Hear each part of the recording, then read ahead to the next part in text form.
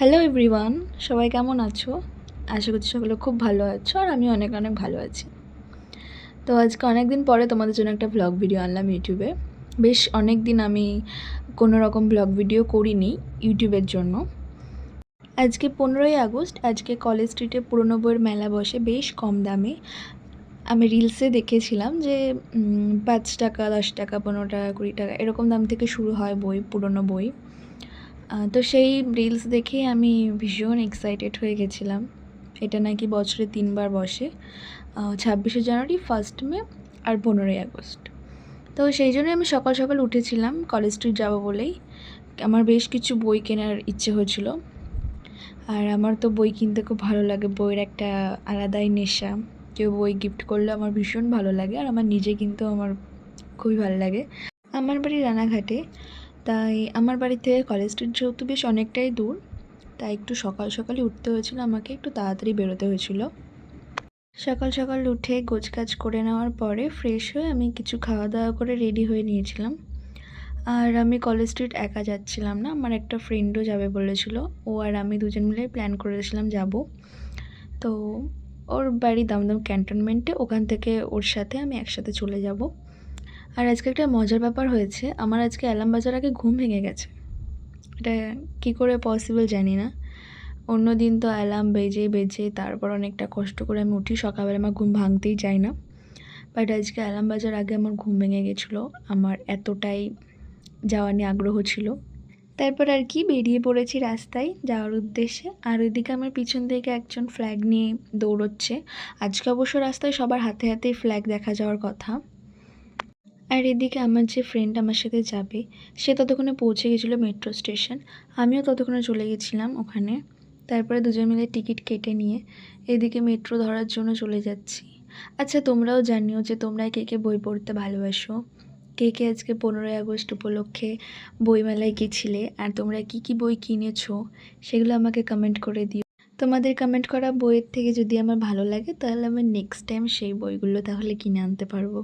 তারপরে আমরা metro station থেকে নেমে হাঁটতে হাঁটতে পৌঁছে গেছিলাম কলেজ স্ট্রিটে। এখান থেকে শুরু হচ্ছে আমাদের বইমেলা। আর আমি যখন পৌঁছেছিলাম মোটামুটি 10টার কাছে প্রায় বেজে গেছিলো। তো তখনই এতটা ভিড়, আমি আরও সকালে যেতে চেয়েছিলাম বাট পসিবল হয়নি। তো এখানে আমি কিছু কিছু বই বাছছিলাম যেগুলো যেগুলো আমার নেওয়ার ইচ্ছা হচ্ছিল। আচ্ছা, আমার কাছে একটা প্রশ্ন, যে কারা বলে যে জেনজিদের শুধুমাত্র ফোনের নেশা, ওরা একদমই বই পড়ে না, বা ওদের আর কোনো নেশা নেই, ওরা ফোনের মধ্যে ঢুকে থাকে, ফোন ছাড়া আর কিছু বোঝে না, কারা বলে এইসব? তারা যে কলেজ স্ট্রিটে গিয়ে দেখুক। আমি তো যেদিকেই তাকাচ্ছি সেদিকেই জেনজি। 95%ই আমাদের জেনারেশনের ছিল। আমাদের জেনারেশনের বই পড়া নিয়ে যেমন বলছি, তেমন আরেকটা কথাও বলতে হয়। আমাদের জেনারেশনের ছেলেদের কাছে কিন্তু বেশিরভাগ মেয়েরা সেফ ফিল করে, যেটা বাবা কাকাদের বয়সের মানুষদের কাছে আমরা ফিল করি না, সেই ফিলটা আমাদের জেনারেশনের ছেলেদের কাছে আমরা করি। অনেকটা সেফ ফিল করি আমরা। আজকে এত ভিড় কলেজ স্ট্রিটে ছিল, প্রচুর ভিড়, যারা যারা গেছো তারা তারা জানতে পারবে। এত ভিড়ে, মানে এত ভিড়ের মধ্যেও কোনো রকম ব্যাড টাচ, কোনো মেয়ের কোনো কিচ্ছু প্রবলেম হয়নি। শুধুমাত্র আমাদের জেনারেশনের ছেলেদের জন্য এটা সম্ভব। আর এদিকে তোমরা তো দেখে নিয়েছো, ব্যাগের মধ্যে বেশ কিছু বই কিনে আমি বাসে উঠে পড়েছি। দমদম যাব এখন, আর দমদম থেকে ট্রেন ধরে তারপরে রানাঘাট।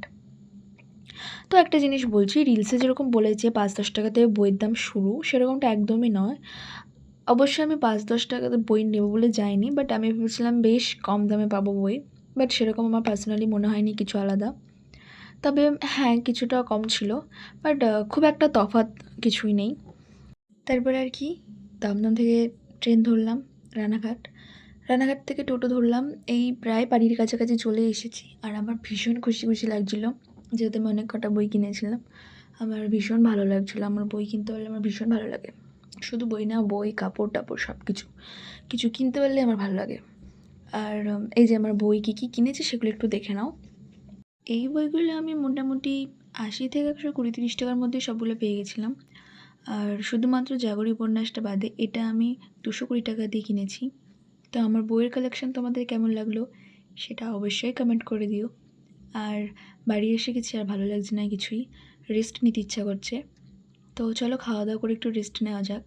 তোমাদের যদি এই ভিডিওটা ভালো লেগে থাকে তাহলে লাইক করে দিও। আবার দেখা হবে নেক্সট কোনো ব্লগে। ততক্ষণের জন্য টাটা, তোমরা সুস্থ থেকো, ভালো থেকো, আর এতক্ষণ ধরে ভিডিওটা দেখার জন্য থ্যাংক ইউ।